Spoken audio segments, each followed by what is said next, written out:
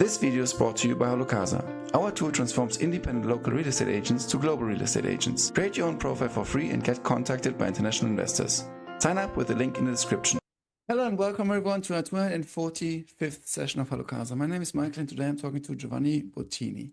Giovanni is a Milan-based architect and urban planner with decades of experience in design, project management, and consulting. He is president and CEO of Systematica, a global consultancy specializing in transport planning and mobility engineering, known for its data-driven approach, innovative solutions, and international projects in complex urban and infrastructure environments. Giovanni is also founder of GMB Design, his architecture studio, established in 1988, and president of Cobaty International in Brussels, an independent European organization connecting professionals in construction, urban planning, and the environment. Cobaty promotes knowledge exchange and collaboration across countries while defending the general interest in the built environment. Giovanni, we met in Rome and had a chat personally, and I was impressed by your presentation about urban planning and along Systematica. Why don't you introduce yourself to our audience? Thank you, Michael. It was very much interesting to speak to you in Rome. All the presentation you did sounds very important and very, sounds I'm an important person, though it's exactly the contrary. With skilled workers, I always like to share, we say in Milano, pane salato, and made simple food and a glass of red wine with the craftsmen, because that is the place where you learn more of the actual technical aspects, because these people know the matter from the real side. Then GMB Design is my small studio of architecture. And since academic formation we have received in Milano varies from, they like to say, the spoon up to the city level. I had the preparation on urban planning to join Systematica in 2009. And then I became a partner and CEO and president. But that didn't change much. An attitude of the methodology were always based both in my studios. I still keep it because I'm fond of it, and I didn't want to close it. We still have the same attitude, the same methodology. So towards the project, towards what we have to achieve. Very frequently I see that so many firms go by models. And when you read on LinkedIn, on the media, you hear the media, they like to repeat models. While the model very rarely fits perfectly to the project that you have to develop. You have to find something dedicated, special. Otherwise, you're not doing a project. You're just selling a solution that you already have in your drawer, which is not much professional, because professionality is the combination of loyalty and technical capacity. What loyalty? Loyalty to the project, first of all, and to your client. You have a commitment towards the client and at the same time towards the project. You must be very much connected with this. If it's not clear in your mind and you have the presumption to know better what to do and impose your solution to the people, then you're making a great mistake.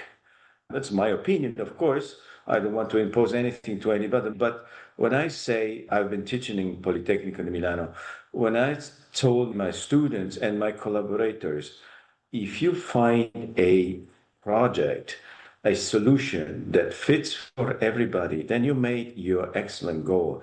If you have to force or impose people to act in a certain way to make your project work, then you made a great mistake. Then you didn't do your work. You were supposed to do something else. When it comes natural to behave in a certain way, to use your project, either that there is a small apartment, or even, I always called it the Mrs. Josephine bathroom. Either it's so very small, either it's a master plan or a great dimension. If people use it naturally, if it works perfectly, then you made your great job. That's the job we have to do. It's not impose our solution to the people. They will react They have the right to react in a bad way. They have the right to protest and not to accept what you have to impose. We're still in a free country. We like to live in a free world, and we like to behave the way we want, everyone differently from one another, probably a big group alike, a little alike, or very much not alike, but that everybody wants to behave. So if you can promote a virtual behavior rather than the contrary by your design, you're really making your job. No, you're not a hero. You're simply doing your job. I have to smile because I have never had someone articulating it so beautifully, to be honest, and not imposing your will on others and then trying to force them. But design is basically make it so flawless and so elegant so that people want to use it and directly, naturally feel like using it, and both physically, but also, yeah, in the end, systematically and digitally. I can resonate with that a lot because this is our approach also creating HalloCasa, basically less sales and trying to convince people like it shall actually be such a great solution so that they want to use it. Having said that, regarding your start of GMB, was it also that you felt you need to extend your belief and alchemize it into an entire business opportunity because you felt the maybe first employers you used to work for were not having the same approach towards business, so you needed to create a new structure so that you could fully blossom along your own core beliefs? I was very much lucky. I found my first employer was, first of all, a gentleman.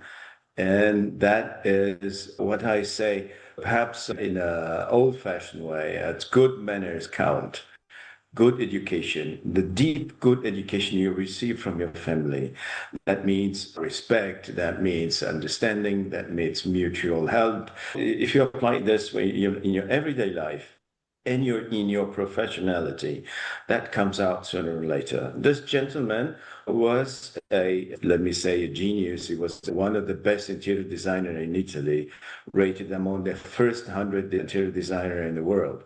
So I was lucky to work for him. Also, on the professional side, he taught me so many things, an attitude to design. He was the first to taught me not to sell the same model to another, because we were working for very wealthy people. They were asking for a custom-made design. And if you repeat something and they discover it, then you lost, because they don't want to have their house look like any other. They were just custom-made, no? And it was just the very first part I realized that taught me how to perform a methodology. So ever since I applied the same attitude, the same thing, and I said, especially in the design studio, we tried to understand who is my client. It's not anyone else's house. No, like you can buy something and put it there, but it is absolutely evident it's not your house. And when after so many years of work, I can get into a house and say, this is a house that's been made out of magazines. Take pictures, and I want it like this, and have repeated because you like it because you've seen it on a magazine. But it's not the right way to do. Everything must be custom, because it has to do with you, with your own personality. And the same applies for a group of people, for social responsibility. If we apply the same methodology, the same attitude towards urbanism, you have the same problem of respecting these people will live in that place. To inhabit derives from Latin abeo, abitare, and that comes from abeo, that means to have. And you have your house, you have your room, you have your bedroom, and even you have your bed. So this is a different level of property. This is your city, this is your nation, this is our world. I'm going to further in this idea. We have to try to understand the people who live there, and going to an extreme analysis like we do on Systematica. And I go on Systematica right now. We do analyze what concerning mobility and that origin destination of the displacement, why, when, where, from where, for what reason, at what time, with which mean of transportation.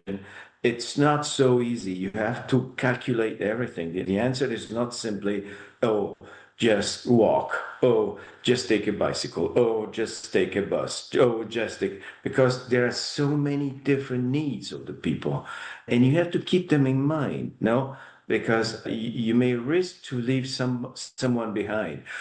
Of course, it's extremely difficult to have everybody together, and it's nearly impossible. But you have to make any effort to keep everybody's needs in mind and not just left them behind just because they're, I don't know what. Name it. You can find any excuse to leave somebody out of the group. We're not saints, of course. We're not philanthropists. We're just a professional using all the scientific means to make the research, get the data. We have a lot of data. We must be extremely careful which data and to differentiate where they come from. We have to understand the data first. We have lots of data today. It's boom like everything. We've invaded of data, but how to deal with them, which data to use, and how to interpret it. That is the difficult thing, no? Because you can just grab some bunch of data and they satisfy your theory, and then you give a solution. That's the quick way to do, but it's not scientific. What was the theory of Galileo Galilei? Modern science is based on Galileo, and the point is always put in doubt what you're doing. Is what you're doing correct thing? Is what you're doing exactly right? Is this proved that it's right? And when you feel satisfied, that's the real danger. You have put in doubt once again, because you have bear the responsibility to give the solution of how people will live a certain block, will live a building, will live something, whereas this is our responsibility. Now, of course, it's quota parte. Each one bears its part of responsibility. We don't bear the entire responsibility of a master plan. There's the architect, there's the economist, there's a sociologist. There are so many professionals involved in a master plan.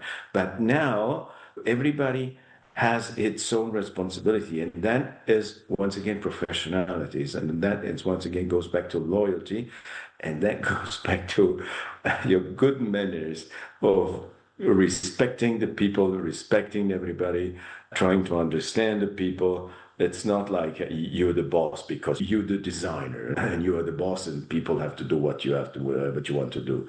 It's just the contrary. You mentioned very interesting elements regarding your methodology. You mentioned definitely also the element of you are not philanthropists. And there my idea came, how do you manage all the stakeholders? Because obviously you're not a non-profit, so you want to potentially also win an RFP. You want to make sure that you are sustainable with your business model. And how do you weigh off those main two elements to say, listen, we understand what you client would like to have. However, we also need to challenge you along the element which you mentioned on of saying you need to basically also doubt potential common beliefs and your ingrained conceptions. How do you ensure that you are both profitable, you get basically the business done, while also staying true to your philosophy? I'm at the head and partner of a company that, as the definition is as società scopo di lucro, so that the reason of this company is to gain money. And I say gain money is nothing bad. It is what I live on. Now, the gain part is part of my living. Incidentally, we do share our gain with our collaborators in Systematica. of course, and directly proportionally with the responsibilities that people have, but we share it with them. So they're all partners with us. You have to differentiate if you do things for charity, and then you have a certain attitude. Or on the other hand, if you do things professionally and you do this as your work, that is different because you have to gain money because that grants that you can rightfully pay a fee to anyone who collaborates with you. This is based on gaining your earning. You deserve your earning because you did the right things, you did it professionally, you satisfied the client. Personally, my side of philanthropy, I've been a Rotarian for 22 years and I've led quite a few projects to help people. And I still am doing other things that are connected with the responsibility to have at the society as a person, not as a professional. There's two things. I do what I feel it's rightful on my responsibility as a person towards the person that live around me. That's something that I do personally. No, if you keep things separate, then you have clear what your responsibilities are. If you mix them, then you might confuse yourself and do something that is not perfectly straight. Absolutely, and thank you so much for elaborating on this one. Systematica is known for the data-driven approach. How does it shape the projects? Maybe you can even give us an example so that we understand how they're also along the methodological approach regarding data-driven, how the results are there. We do have a variety of methods and projects that we follow. We have engineers, we have architects, we have urbanists, we even have sociologists. Some are specialized in economics. Every project has its own characteristics, and it is very rare that we have a repetition of the typology of the project. So everyone is different. From the study that has been committed to us by Honda Motors in Los Angeles. Actually, Torrance is one of the municipality of Los Angeles, and they wanted us to tell them how do the people that live in there, how do they live on the mobility aspect. And we gave them a picture of what happens if they are within their circle, they cross the border, then they go into another municipality, what they do daily. We also have worked on floating piers. Floating piers is the last most important opera of Cristo, the artist in Iseo Lake. He made these floating piers, and that moved so many people that, of course, they wanted to make sure that there was a crowd management. So they asked our advice on what to do and how to do and how to handle a few things. Unfortunately, they didn't pay much attention to our suggestions until everything came out evident that they should have done that. And at the end, they decided. So it's a very difficult question to answer because at that point, we didn't have no data. No, on torrents, we did work on data. Everything it was on data. And we didn't move to torrents. We didn't go there. And we did not go to California. And though some of our collaborators were willing to go the day after, and they were ready to pack and go, but it was not necessary. We had the data from far away. And floating piers, we had no data. You only have to go and study what happened in similar situation and try to think how the people will behave and how will they react normally. And this goes back to experience.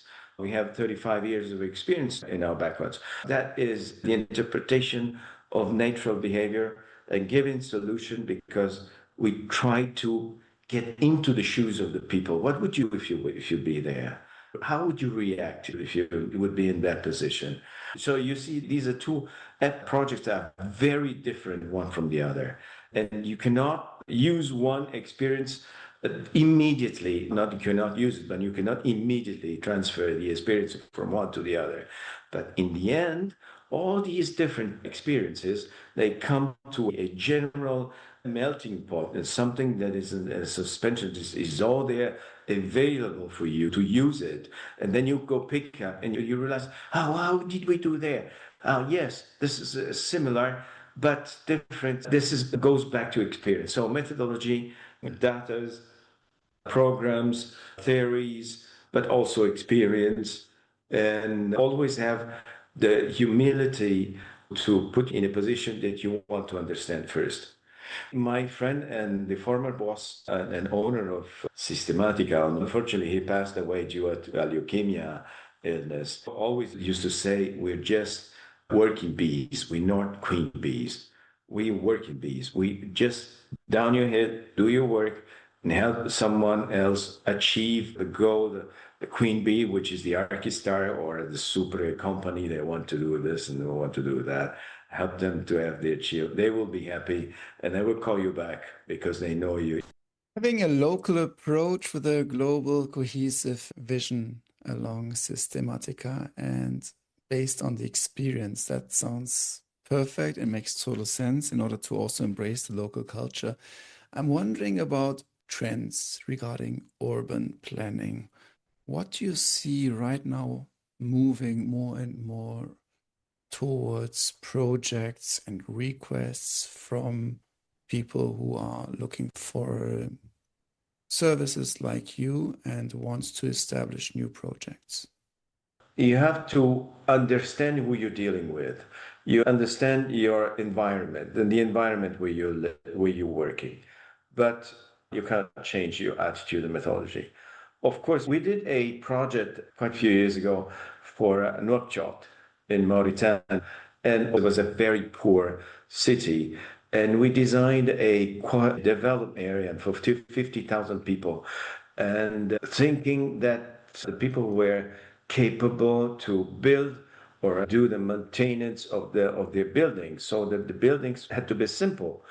And of course, the accessibility had to be thought in a simple way. No big cars, no metroway, little public transportation because they couldn't afford it. They were not ready for that. So you have to think. So you have to put all the services very close to the people where they live. So that is the difference. You cannot count on rich or massive infrastructure on that point. So you have to deal with what you have in your hands, with the tools you have. On the other hand, if you work in Saudi Arabia, as we've been working for the last 4 or 5 years, and you're working on, as we've been doing, on Neom City, the line, which is the ultimate idea of a city. Of course, that is much different because you have all the means you want to achieve the goal to have a no cars city and energetical self-sufficient. So you have the opposite at the same latitude. One has no money at all, and the other one has incredible capability, no limits basically, but they have limits and they know how to weight them correctly. You cannot spend the money as much as you want. So that is different, and you have to keep this in mind. You have to use the tools and remember you cannot impose, once again, the things of other people. I know there is another nation who did a development in Mauritania, and they started to build tall buildings with technological solution inside, starting from the elevator. But if you don't have the attitude and habit of maintenance, this technology is destined to fade and to stop working. So if you have a 10-story tall building, if your elevator does not work, the last floors will be abandoned. Slowly will be abandoned. So it doesn't work. And the same with the infrastructure. You have to think of the infrastructure that will be effective and usable and economically sustainable, not only environmentally for the people who live there. And that applies the same. In India, we are facing an extreme need of, it's the most populated, has become the most populated country in the world. And they have these new cities, old cities, and they have all these young people because the demography is exploding. And they have all these young people and they want more houses. They're not satisfied to live with 3 families in one room. But rightfully, they want their own house with their own family and they want their own room or at least a room to share with a brother or sister. but no longer with the entire family. And so they write. So this multiplies the need of buildings.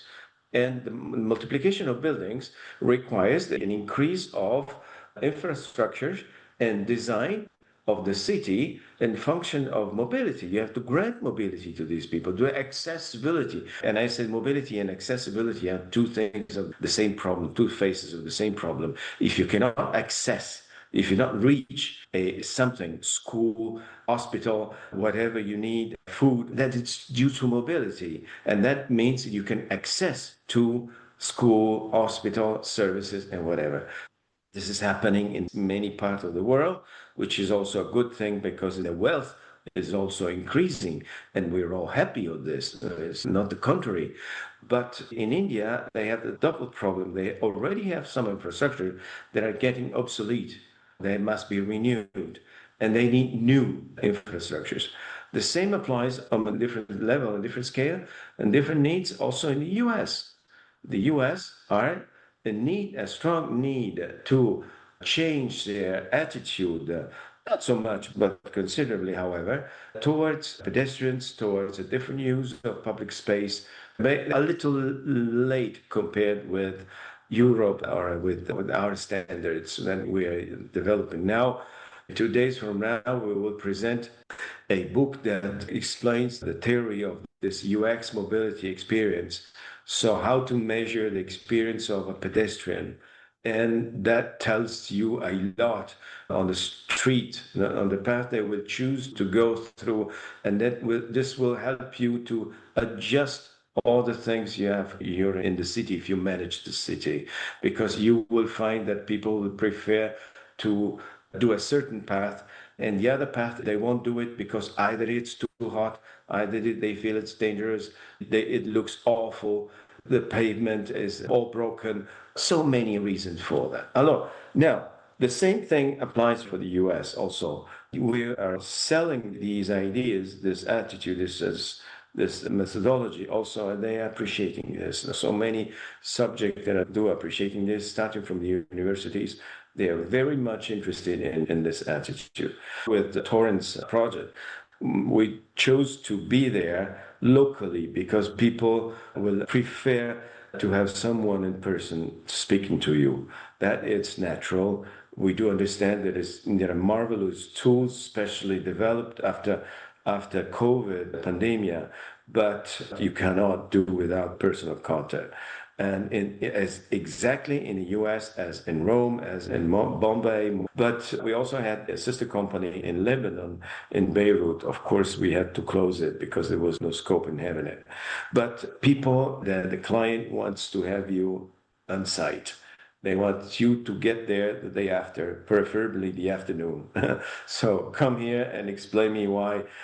I understand it because it gives you some comfort, no? That I can answer you quickly also from a different continent, but if you have someone locally, then I can tell you something. It's quite more effective because I can express few things that I cannot do through the video. So this is the need. So this is why though Rome is only less than 3 hours by train from Milano, to center, and you've seen being there in person is totally different. Well, Rome is also pleasant to me, but that's a different thing. Okay, so this is why we decided to have different, say, headquarters in different countries. Unfortunately, I incorporated the Systematica US in fall in 2019, and unfortunately in 2020 started the pandemic. So I had to shut everything down, freeze it, and then we started all things again. It's going well. On a different level, you're also president of Cobaty International. Yes. Fostering collaboration among professionals across countries, basically putting this on a different level. What are the biggest challenges? And also, on the other hand, what are the initiatives to combat those challenges? The reason why T was founded more than 60 years ago goes back to the need of collaboration among the different professionals. and we cultivate collaboration and exchange of experiences among the different professionals. And in the Cobaty world, there are something like 400 different professions represented. Lawyers, accountants, fiscal experts, architects, engineers, producers, entrepreneurs, enterprising company, real estate developers, furniture producer, you name it. No, you name it. Notaries, experts. It's so many people. They do the same. We all do the same work, even bankers. So the more we exchange experiences on an ethical basis, the more we increase our professionalities, and we like to cultivate this sense of responsibility that we have. We feel we have this sense of responsibility. If I design something good, it will be good for everybody. If I design something bad, it will be bad for everybody.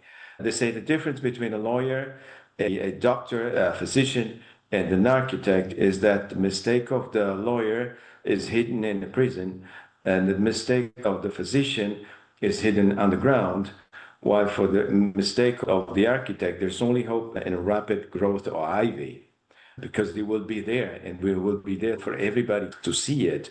And you have to live with this. It's awful, but it will always be there.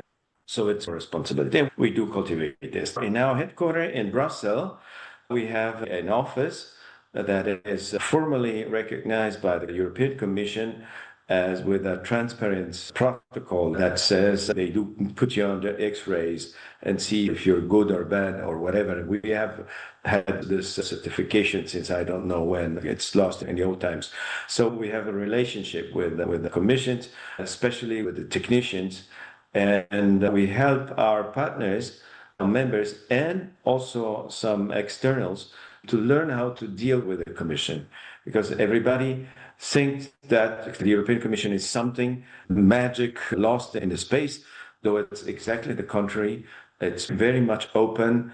They're keen to have to receive your comments on certain specific themes.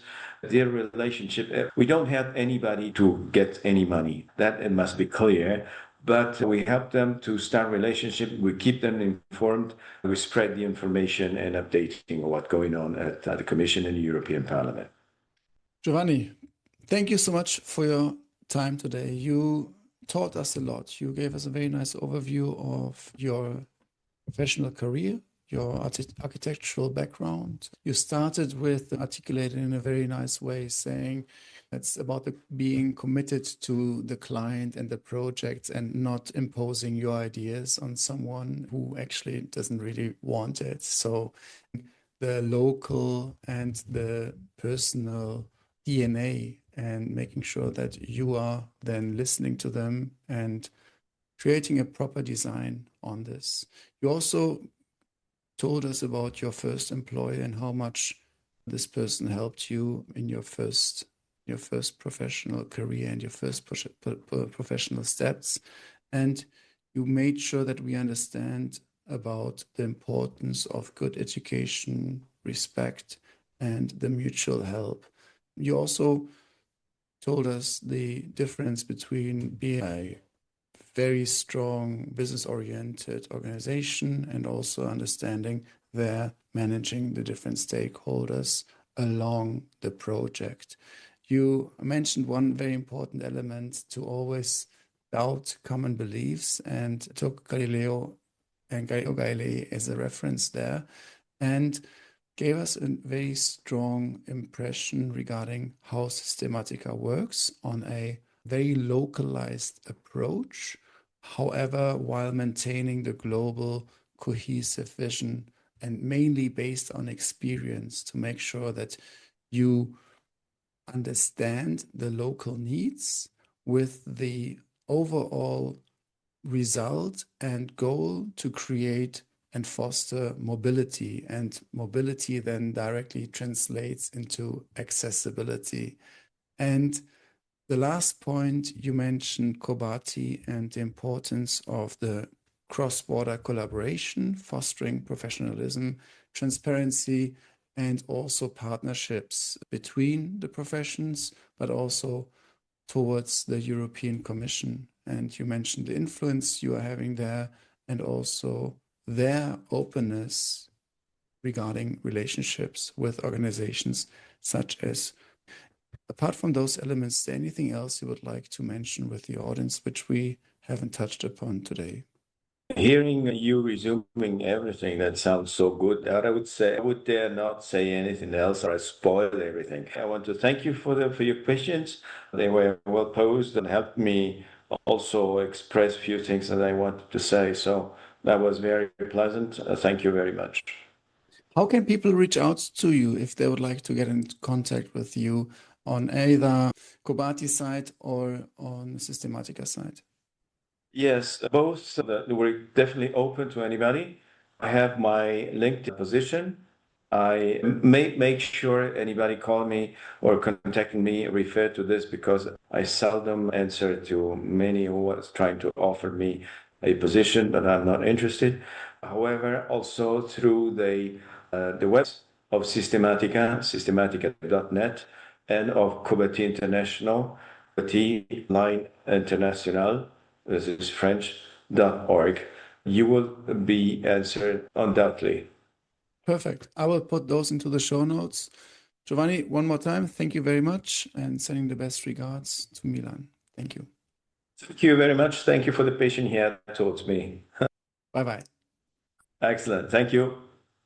This video is brought to you by HalloCasa. Our tool transforms independent local real estate agents to global real estate agents. Create your own profile for free and get contacted by international investors. Sign up with the link in the description.